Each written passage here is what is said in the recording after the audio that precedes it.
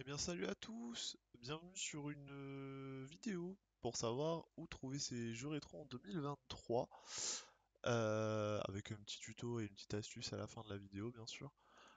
Euh, on va tout de suite commencer par où trouver ces jeux rétro mais en ligne.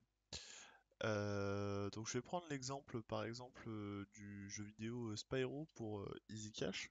Alors Easy Cash, sachez que c'est vraiment ma référence de base pour trouver les jeux rétro en ligne. En ligne ou sur place d'ailleurs, hein, vous avez des magasins physiques Easy Cash bien entendu. Donc oui, chez Easy Cash vous aurez des prix qui sont particulièrement intéressants la plupart du temps. Donc vous avez des petits messages qui vous disent pardon, dans quel état est votre jeu et en vrai de vrai c'est pas dit que tous les sites fassent ça, hein. C'est même plutôt rare. Du coup c'est sympa. Alors des fois ils omettent de le mettre, mais dans ces cas-là, au pire des cas, vous les appelez, ils vous renseignent et vous donnent l'état du produit. Donc voilà, donc Easy Cash c'est vraiment genre ma référence, c'est là où j'achète vraiment tous mes jeux rétro. Après, vous verrez qu'il y en a d'autres, hein. Donc, par exemple, Cash Converter. Donc, Cash Converter, c'est pareil. C'est sympa. Les prix sont également très très sympas. Malheureusement, il y a de moins en moins de Cash Converter, hein. J'ai l'impression qu'ils ferment tour à tour. On verra combien de temps ça dure. Euh, mais pour le coup, donc j'ai jamais eu de problème sur EasyCash, contrairement à Cash Converter. J'ai déjà eu des petites surprises en prenant un jeu rétro comme ça en rayon. Donc c'était en magasin physique, surtout en ligne, je sais pas, pour le coup, j'ai jamais commandé.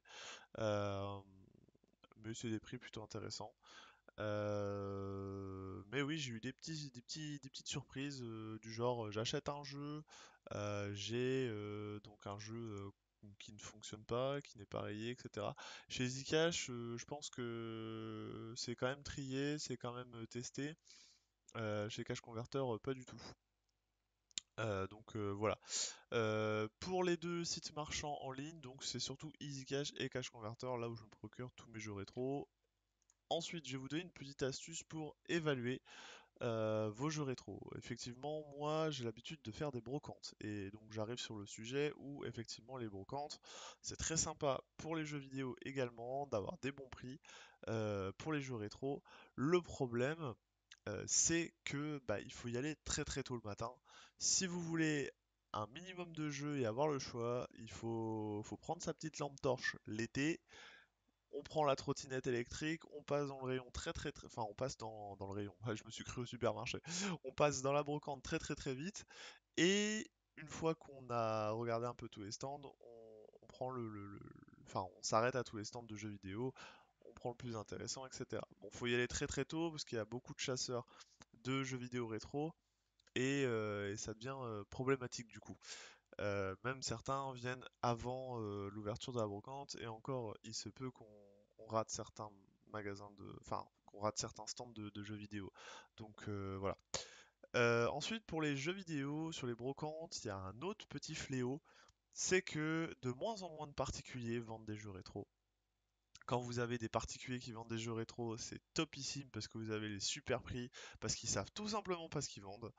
Par contre, quand vous arrivez sur une brocante et que la plupart des stands sont en fait des professionnels qui tiennent une boutique et qui vont sur les brocantes pour vider leur stock de jeux, alors déjà vous avez des jeux beaucoup plus intéressants, ça c'est sûr, mais les prix c'est tout simplement des prix de magasin. Donc je crois que les professionnels par contre dans le jeu vidéo n'ont pas compris l'intérêt de faire des brocantes, hein, parce que le but d'une brocante c'est de brader. Hein, c'est le deuxième nom, on appelle ça une braderie. C'est de brader les prix, mais apparemment ils ont toujours pas compris.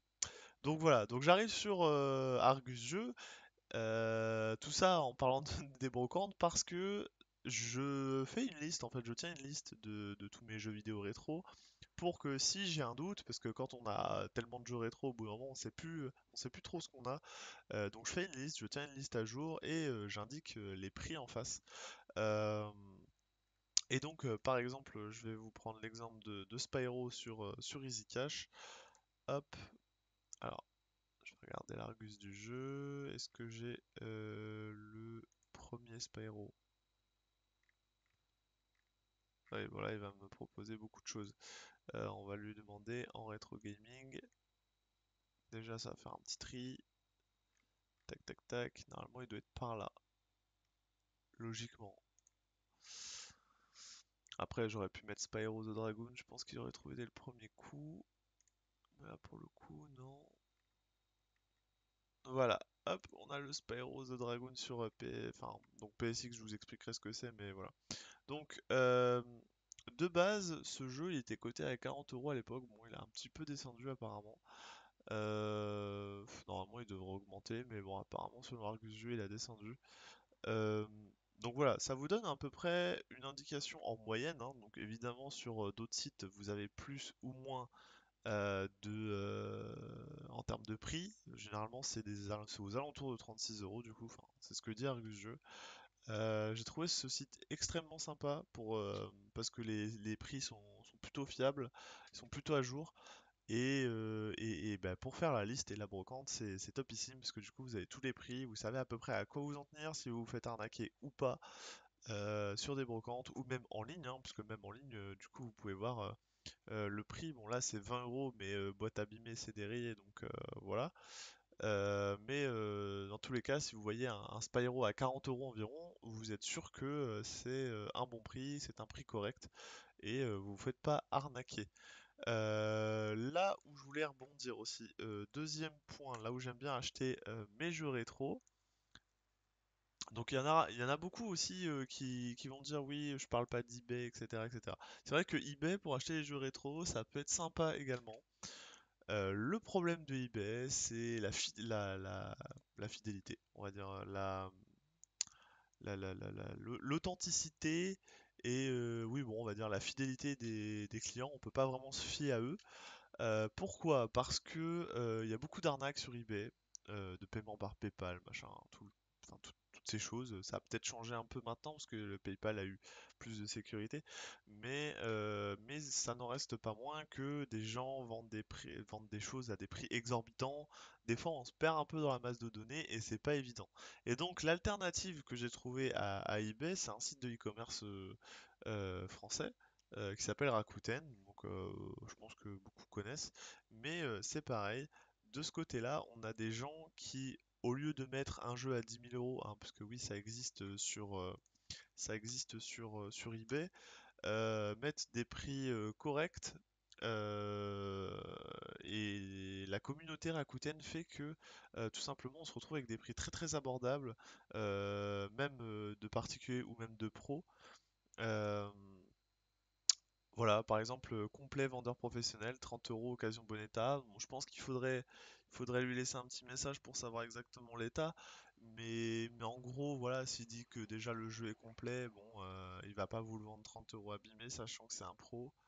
Donc voilà, des prix plutôt très très abordables, que ce soit chez les pros ou les particuliers. La plupart du temps, les particuliers donc, vont essayer de s'aligner sur des prix des prix pro ou des prix un peu moins chers que les pros justement.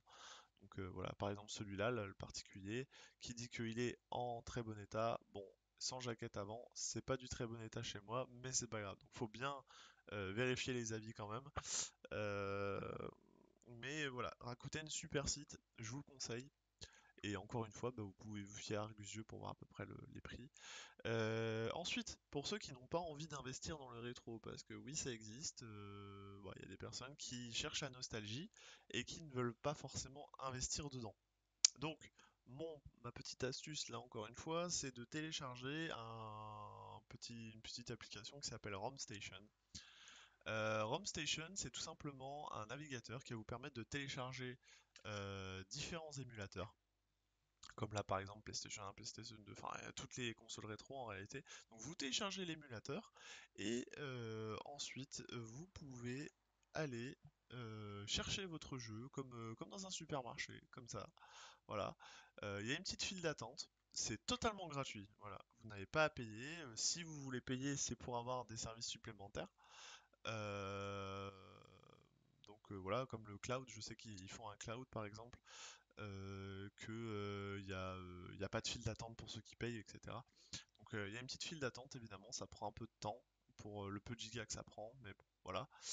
Donc vous téléchargez votre jeu et donc PSX, donc les jeux en PSX, c'est les jeux tout simplement que vous pouvez lire, ce sont des émulateurs, c'est l'extension de fichiers des émulateurs de jeux de PS1 par exemple. Euh, donc voilà, vous pouvez le télécharger. Sachez aussi, faites attention quand vous téléchargez un jeu sur Home Station, il peut y avoir des fan-made également. Donc bien vérifier les avis, etc., etc. Euh, Parce que du coup, si c'est pas l'original, bah, il n'y a aucun intérêt pour vous. Ou alors, si ce n'est que de rajouter de la difficulté. Et j'avoue que, par exemple, pour Pokémon, il y a des super fan-made. Donc allez-y, aucun souci. Donc voilà, vous téléchargez l'émulateur, donc par exemple celui de PS1, hop. Ensuite, donc vous en avez plusieurs, hein. Vous pouvez tester celui qui vous convient le mieux. Moi, je crois que j'avais testé ces deux-là. Ces deux-là étaient très bien. Après, ça a peut-être changé depuis. Euh, mais voilà. Donc, vous téléchargez votre émulateur, vous l'installez sur votre ordinateur, vous lancez le PSX sur l'émulateur, et voilà. Donc, voilà pour la partie pour ceux qui veulent ne pas dépenser des sous, parce qu'effectivement bah, tout est gratuit et ça vous donnera un petit élan de nostalgie sans investir. Et en plus, même, j'étais en train de penser, mais il y a des jeux qui sont extrêmement chers, euh, comme par exemple ce jeu, Breath of Earth, n'importe quoi.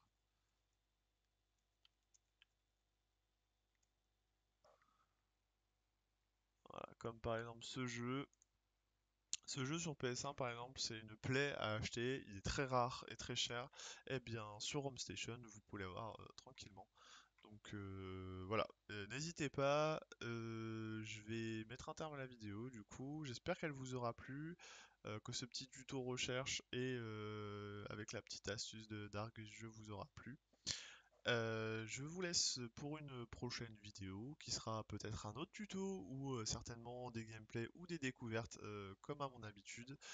Je vous souhaite une très bonne journée ou une très bonne soirée en fonction du moment de la soirée où vous regardez la vidéo.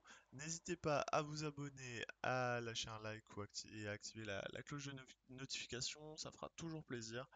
Je vous dis ciao, à la prochaine.